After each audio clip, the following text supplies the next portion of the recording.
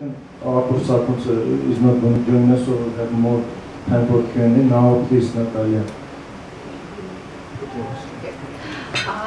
My name is Nataliya Novakova. I represent here International Partnership for Human Rights, but also Civic Solidarity Platform, because our monitoring mission to Yerevan was done within the framework of that platform. So we also did our research in the field, and we have been there when the protests were unfolding and a bit later on. And actually, the part which I'm going to cover now will be a good illustration on how the police uses, described budget.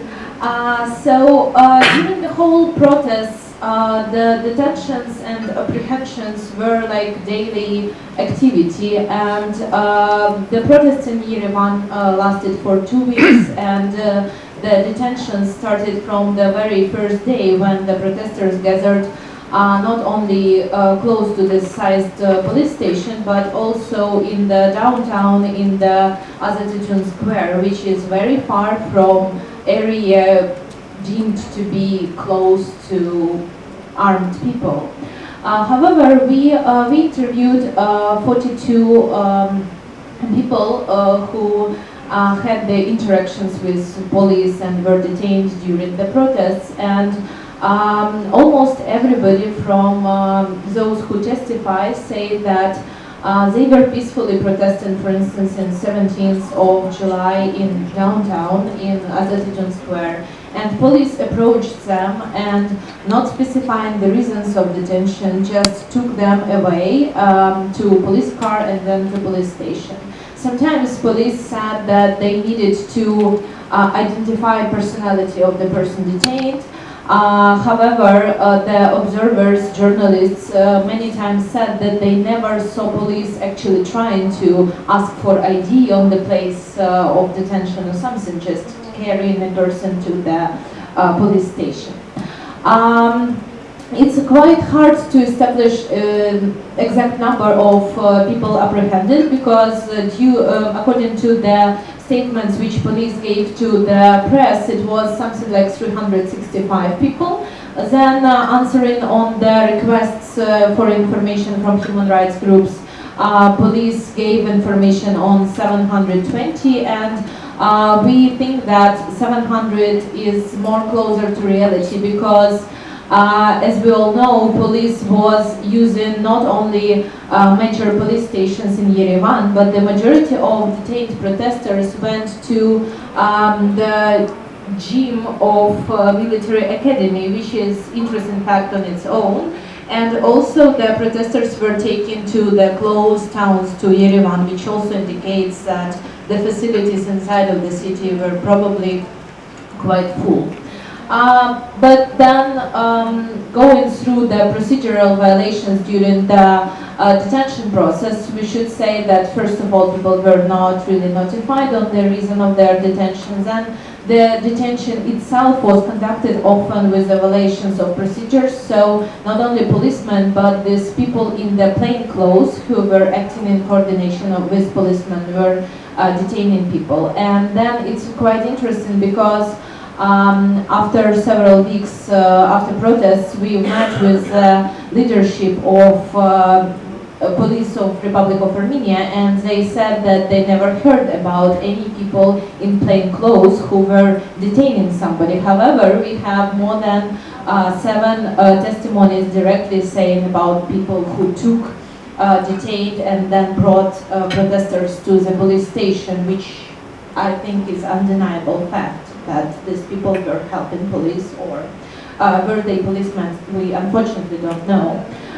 During the detentions, many protesters were severely beaten. Sometimes they were dragged behind the police line and beaten, sometimes just during the detention.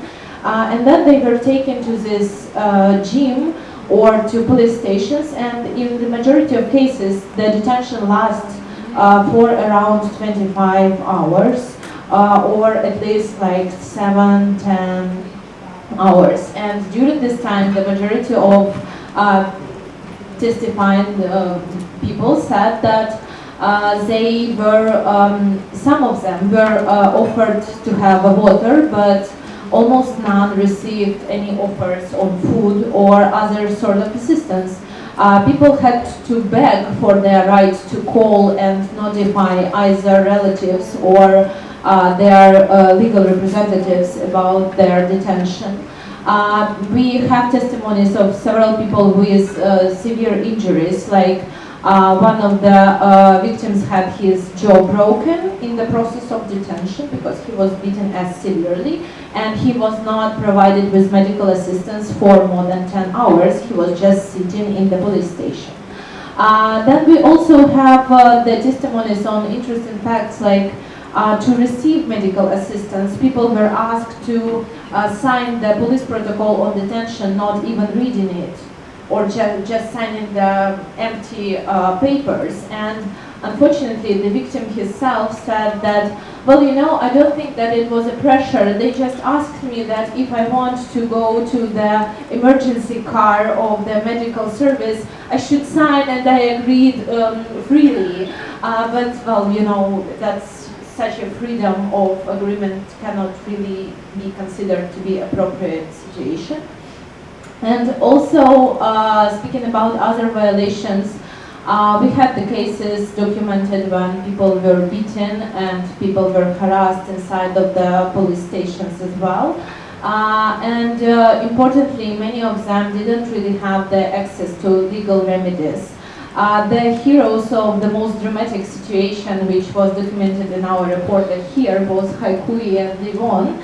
And Haikui, as his lawyer, had to really conduct thorough investigation and fight for her right to finally get access to client, and she was prevented by all possible means because police officers said that actually Livon is already free and they should look for him somewhere in Yerevan, or that actually he is somewhere, and then it was just an accident that, and persistence, I would say heroic of Haikui, that she managed to have access to him. So this all gives us grounds to say that there were numerous violations of procedures during the detentions. We are worried that many people didn't really have any documents, any police protocols on the fact of their detention. So together with the fact that many medical institutions didn't provide them with certificate or any documents on their beatings, we are just worried that further investigations will be quite complicated because victims or people whose rights were violated will have difficulties with proving what really happened with them. That's why we think that thorough monitoring of the further investigation is needed, but Haikui and colleagues will continue with this.